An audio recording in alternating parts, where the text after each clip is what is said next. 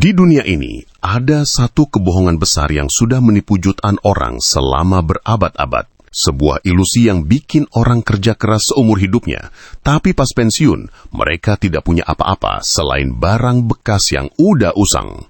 Yosha! Selamat datang kembali, para calon pemimpin ekonomi. Hari ini, gue bakal kasih tahu lu satu perbedaan simpel yang bakal menentukan apakah lu bakal mati sebagai sultan atau mati sebagai budak cicilan. Kebanyakan orang di luar sana nggak tahu bedanya mana yang beneran harta dan mana yang sebenarnya parasit yang lagi ngisep darah rekening mereka pelan-pelan. Lu punya mobil keren hasil kredit, lu punya iPhone terbaru hasil pay letter, lu pikir itu aset. Bodoh! Lu baru saja terjebak dalam genjutsu paling mematikan di dunia keuangan. Hari ini, kita bakal kupas tuntas rahasia para bangsawan finansial. Kita bakal bagi perjalanan ini jadi 3 tahap krusial. Jangan berkedip, jangan skip. Karena kalau lu salah paham soal satu hal ini aja, seluruh kerja keras lu selama bertahun-tahun bakal hancur lebur kayak desa yang kena Shinra Tensei. Aktifkan mata batin finansial lu. Kita bongkar kebenarannya sekarang juga. Aset no jutsu mulai. Bagian 1. Definisi sang pemenang. Oke, nakama, kita masuk ke arc pertama, definisi sang pemenang. Lu mungkin merasa udah tahu apa itu aset dan apa itu liabilitas. Tapi percaya sama gue, 90% orang di luar sana salah paham. Mereka menyebut beban sebagai harta, dan itulah kenapa mereka nggak pernah naik kelas. Lupakan definisi rumit di buku akuntansi sekolah yang bikin ngantuk. Di channel ini, kita pakai rumus ninja finansial yang simple banget. Lu cuma perlu tanya satu hal ke benda yang lu beli. Benda ini masukin duit ke kantong gue, atau justru narik duit keluar dari kantong gue? Kalau benda itu narik duit keluar buat biaya perawatan, cicilan, pajak, dan bensin tanpa ngasih imbal balik modal, itu adalah liabilitas sampah terbesar. Kalau benda itu diam aja, tapi setiap bulan atau tahun dia ngasih dividen, bunga, atau uang sewa ke rekening lu, itulah aset sejati. Sederhana kan? Tapi banyak orang yang matanya ketutup genjutsu iklan, sehingga mereka nggak bisa bedain mana yang kawan, mana yang lawan bagi dompet mereka. Duar! Ini dia bom pertama yang bakal bikin banyak orang kaget. Bang, kata orang tua gue rumah itu aset terbesar kita. Dengerin gue baik-baik, nakama. Kalau lu beli rumah buat lu tinggalin sendiri, apalagi beli pakai skema KPR 20 tahun yang bunganya hampir seharga rumah baru, itu bukan aset. Itu adalah liabilitas terbesar dalam hidup lu. Kenapa? Karena setiap bulan lu harus bayar cicilan, bayar PBB, bayar listrik, air, perbaikan atap yang bocor, sampai cat yang mengelupas. Duit lu keluar terus ke sana. Rumah itu baru jadi aset kalau lu sewakan dan uang sewanya lebih gede dari biaya operasionalnya. Lu harus berani lihat kenyataan ini kalau mau jadi Hokage di bidang keuangan. Selanjutnya, mari kita bahas besi berjalan. Banyak anak muda begitu dapat gaji gede dikit, langsung ambil cicilan mobil atau motor sport terbaru. Alasannya buat investasi transportasi, Bang. Investasi palamu, begitu ban mobil itu keluar dari dealer, harganya langsung terjun bebas 10 hingga 20%. Belum lagi biaya bensin, servis rutin, asuransi, dan pajak tahunan. Mobil yang lu pakai cuma buat pamer di depan mantan itu adalah liabilitas berkedok gaya. Orang yang beneran punya strategi naik kelas bakal beli aset yang ngasilin duit dulu, baru kemudian hasil dari aset itu dipakai buat beli mobil. Jadi, mobilnya dibayarin sama aset, bukan dibayarin pakai keringat dan lembur lu tiap malam. Nah, sekarang kita lihat mana aja yang beneran aset. Ini adalah pasukan ninja yang harus lu rekrut. 1. Saham dan dividen. Lu punya potongan kecil dari perusahaan raksasa yang kerja buat lu. 2. Bisnis system based. Bisnis yang tetap jalan meskipun lu lagi tidur atau liburan. 3. Paper assets. Obligasi atau deposito yang ngasih bunga pasti. 4. Digital assets. Konten YouTube, e-book, atau kursus online yang lu bikin sekali tapi laku selamanya. Inilah pasukan yang bakal jagain gerbang ekonomi lu. Mereka tidak minta makan, mereka tidak minta tidur, mereka cuma minta lu keluar dengan bijak.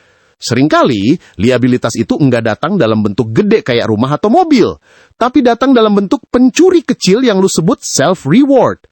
Dikit-dikit beli sepatu baru, dikit-dikit ganti HP karena gengsi.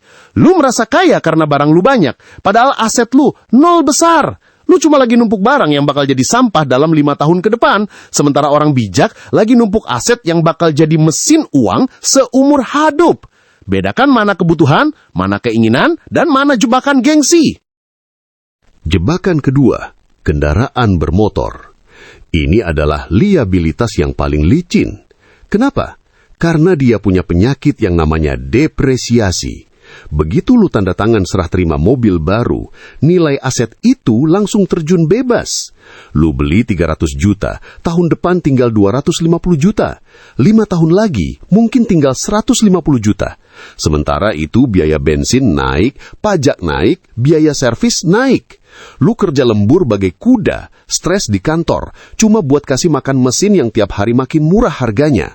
Lu nuker waktu hidup lu yang tidak ternilai sama benda besi yang bakal jadi rongsokan.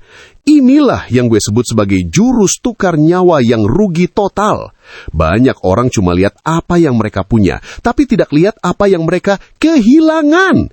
Ini namanya opportunity cost.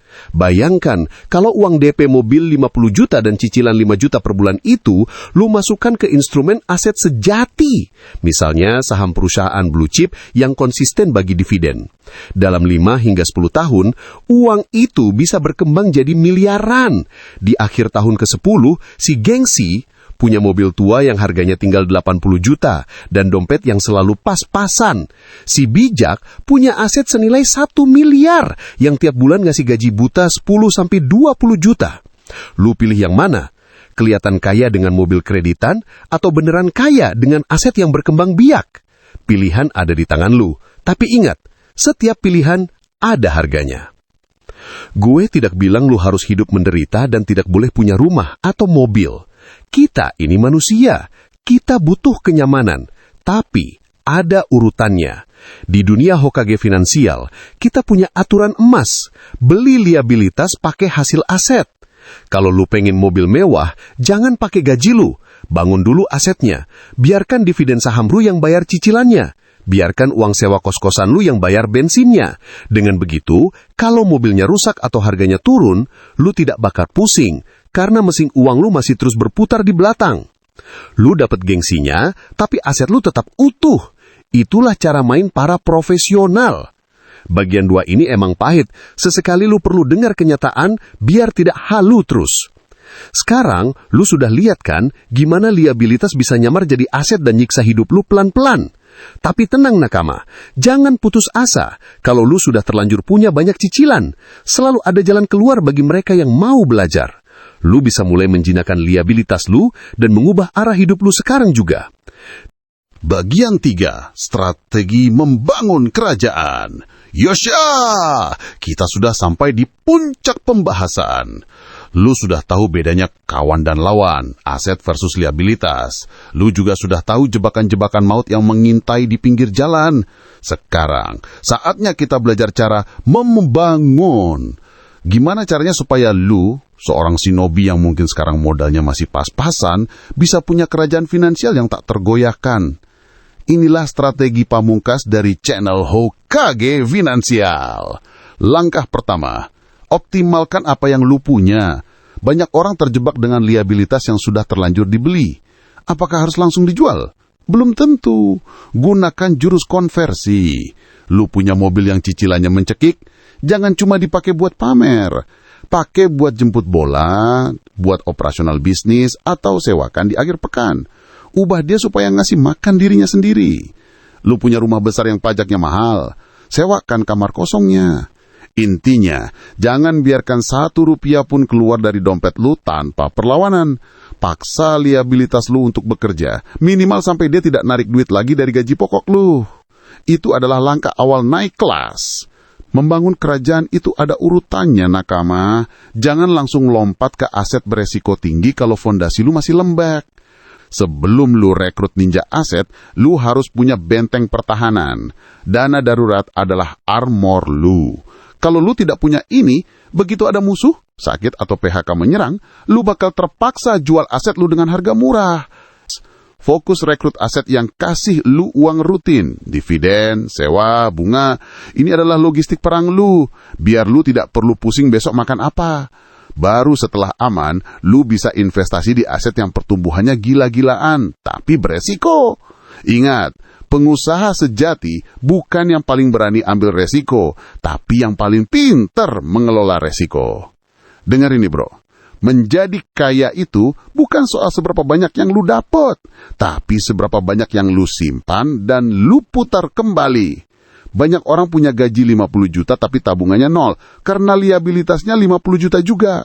Itu namanya ember bocor. Lu mau kerja sampai umur 100 tahun kalau mentalitasnya kayak gitu? Kekuatan seorang Hokage finansial ada pada kemampuannya menunda kesenangan. Lu tahan keinginan beli barang liabilitas sekarang, supaya 5-10 tahun lagi, lu bisa beli barang itu tanpa mikir. Karena aset lu sudah terlalu gede buat nanggung biayanya. Tahan sedikit ego lu, demi kemerdekaan selamanya. Aset tidak bakal jadi kerajaan dalam semalam. Lu butuh konsistensi. Investasi 1 juta tiap bulan selama 10 tahun jauh lebih kuat daripada investasi 10 juta cuma sekali terus berhenti. Biarkan bunga majemuk jadi biju di dalam diri lu. Biarkan dia tumbuh besar secara alami. Tugas lu cuma satu. Jangan kasih makan ego lu. Kasih makan aset lu. Setiap rupiah yang lu selamatkan dari liabilitas adalah satu prajurit baru yang bakal berjuang buat kebebasan lu di masa depan.